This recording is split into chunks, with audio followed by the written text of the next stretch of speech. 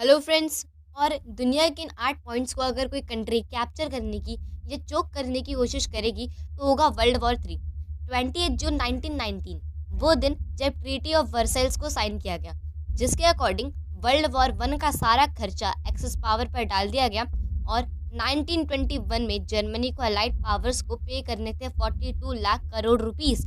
और साथ ही में इस टाइम पर अलाइड पावर्स जर्मनी की मैरीटाइम बाउंड्रीज को भी कंट्रोल कर रहे थे, यानी कि उसके ट्रेड को। और अगर ट्रेड गया तो पूरा देश ही गया।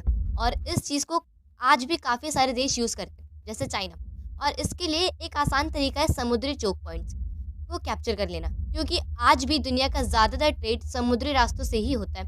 और अगर ट्रेड गया तो देश गया, और देश जाते वक्त इतना पॉलिटिकल वेनम निकालेगा जिससे वर्ल्ड वॉर के चांसेस बहुत ज़्यादा बढ़ जाएंगे। वेल, अब इसे समझते हैं। जनवरी 2020 में एक एक्चुअल वर्ल्ड वॉर होते होते बच गया। उस टाइम पर यूएस ने ईरान के कासिम सुलेमानी को मरवा दिया, और इसके रिस्पांस में ईरान ने यूएस के इराक वाले एयरबेस पर मिसाइल्स की बारिश करवाई। वेल, अब इन दोनों नेशंस के मिसाइल की होली का रीज़न क्या है? ये पूरा कांड बस स्ट्रेट ऑफ हॉर्मूज पर अपना दबदबा बनाने के लिए हुआ। अब अगर इन 8 चोक पॉइंट्स को देखते हैं तो ज़्यादातर स्ट्रेट्स हैं। स्ट्रेट्स वो नेचुरल रास्ता होता है जो दो वाटर बॉडीज़ को कनेक्ट करता है। एग्जाम्पल है पार्क स्ट्रेट। अब अगर ये स्ट्रेट इतने खतरनाक है तो इनका यूज़ ही क्यों किया जाता है? Well, easier trade, geopolitical superiority और जोग्राफिकल फैक्टर्स की वजह से इन स्ट्रेट्स को यूज़ किया जाता है। अब इन चोक पॉइंट्स की वजह से WW यानी कि वर्ल्ड वॉर कैसे होगा? वेल, अगर इन्हें डिवाइड करते हैं तो दो टाइप के चोक पॉइंट्स होते हैं। एक होते हैं ऑयल ट्रेड के और एक होते हैं जियोपॉलिटिकल। अब एट प्रेजेंट भी ऑयल एनर्जी का सबसे बड़ा सोर्स है, और इस काले सोने को लेके दो पॉइंट्स काफ़ी इंपॉर्टेंट है। पहला, जहाँ से ऑयल आता है, और दूसरा जहाँ ऑयल जाता है। पहला, स्ट्रेट ऑफ हॉर्मूज से तो मैं आपको इंट्रोड्यूस करा चुका हूँ। ये सबसे बड़े oil producers Saudi Arabia, UAE etcetera को एशिया से कनेक्ट करते हैं। इनफैक्ट वर्ल्ड की 15% एनर्जी इसी रास्ते से होके गुजरती है, और यहाँ से रोज़ाना 3.3 बिलियन लीटर ऑयल का ट्रेड होता है। दूसरा है स्ट्रेट ऑफ मलक्का। इस स्ट्रेट ऑफ मलक्का के थ्रू ये जो ऑयल है, ये चाइना, साउथ कोरिया और जापान जैसे प्रोड्यूसर नेशंस के पास जाते हैं। इनफैक्ट 16% ऑयल तो यहीं पे आ जाता है।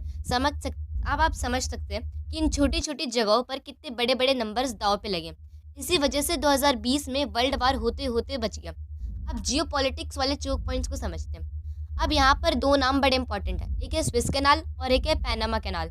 स्विस कैनाल तो आप जानते ही हैं कि यूरोप और एशिया की लाइफलाइन है, और कैसे जब एवरग्रीन शिप यहाँ फंस गई थी तो दुनिया में तहलका मच गया था। इनफैक्ट पूरे वर्ल्ड का एनुअल ट्रेड 0.2 से 0.4% डेली कम हो रहा था। और पैनामा कैनाल एक लौता ऐसा रास्ता है जो अटलांटिक और पैसिफिक ओशन को कनेक्ट करता है, और इसी की वजह से शिप्स को सिर्फ 8,300 किलोमीटर का सफ़र तय करना पड़ता है।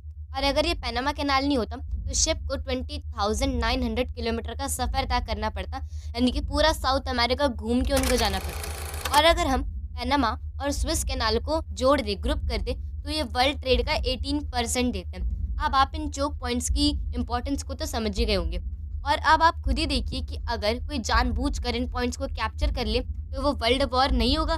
ज़रूर होगा। और अगर आपको ये वीडियो अच्छी लगी तो हमारी रशिया वाली वीडियो ज़रूर देखना, क्योंकि ज़्यादातर लोगों को लगता है कि रशिया इंडिया का बेस्ट चला है, बट उस वीडियो में